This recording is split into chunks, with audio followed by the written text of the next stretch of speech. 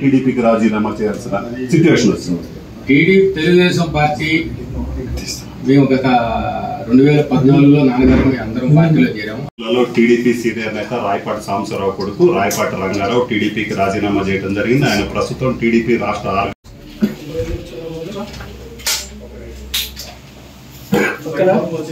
నేను ఇంత ఇంట్రడక్షన్ ఇవ్వక్కర్లేదు. మీరు 2000 కోవిడ్ టైంలో సంవత్సరంన్నర మరి అందరూ ఇబ్బంది పడ్డాం. చిన్న చిన్న పని చేసుకునే వాళ్ళు, కార్పెంటర్లు కానీ ఎలక్ట్రీషియన్ కానీ వాళ్ళందరూ చాలా ఇబ్బంది పడ్డారు. ఒకే ఉన్నాళ్ళు ఏదో ఉన్నారు, వాళ్ళు రోజు గడవటమే వాళ్ళకి కష్టంగా ఉంది. అలాంటప్పుడు జగన్మోహన్ రెడ్డి గారు సంక్షేమ పథకం కింద 1 సంవత్సరం బడ్జెట్ మొత్తం కేటాయించారు. మీరు రిజర్వ్ బ్యాంక్ ఆఫ్ ఇండియా వెబ్సైట్లోకి వెళ్ళి చూడండి. ఆ 2 సంవత్సరాలు ఆంధ్రప్రదేశ్ జీడిపి హైయెస్ట్. చేతిలో డబ్బులు ఉన్నాయి, బియ్యం, పప్పు, ఉప్పు పిల్లలకి ఏం కావాలని కొనుక్కున్నారు. వేరే రాష్ట్రంలో చాలా ఇబ్బంది పడ్డారు. ఈ ఒక్క రాష్ట్రమే జీడిపి ఫుల్ బాగుంది. నేనేం చెప్పాను కదా, ఆర్బీఐ వెబ్సైట్లో చూడండి.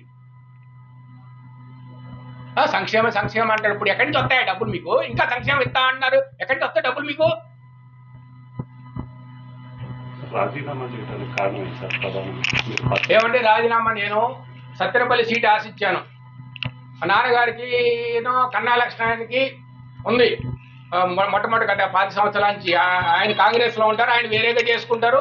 ఈయన మేము ఎలక్షన్ వేరే చేసుకుంటాం. ఆయన ఎప్పుడు మాకు కలవదు, ఆయనకే మాకు. మా ఇంటి దగ్గరే అందరికీ అన్ని పార్టీల వాళ్ళకి మేము పనిచేస్తాం. అక్కడ అట్లా కాదు, అక్కడ ఒక కులం లాగా చూస్తారు. ఇక్కడ అంతా చేసిన తర్వాత కనీసం ఈయన 83 సంవత్సరాలు నాన్నగారిది, కనీసం ఒక మాట అన్నా చెప్పాలా, కన్నా లక్షణానికి ఇస్తున్నా అని. నేను అడిగిన దానికి అది వదిలేసా. నేను ఎంత బాధేసిందంటే బాధేసింది. ఆయన చాలా బాధపడ్డారు. ఇక మనం అనవసరం పార్టీలో. ఆయనకి ఈ వయసులో నేనేమి పార్టీ మారి నేనేం చేస్తానో ఆయన రెస్ట్ తీసుకుంటాను. ఆయనకి 83 సంవత్సరాలు. మా చిన్నానికి కూడా ఆయన హెల్త్ బాగాలేదు, వాళ్ళు రెస్ట్ తీసుకుంటారు. సరే, నేను నా అభిప్రాయం చెప్పడం జరిగింది.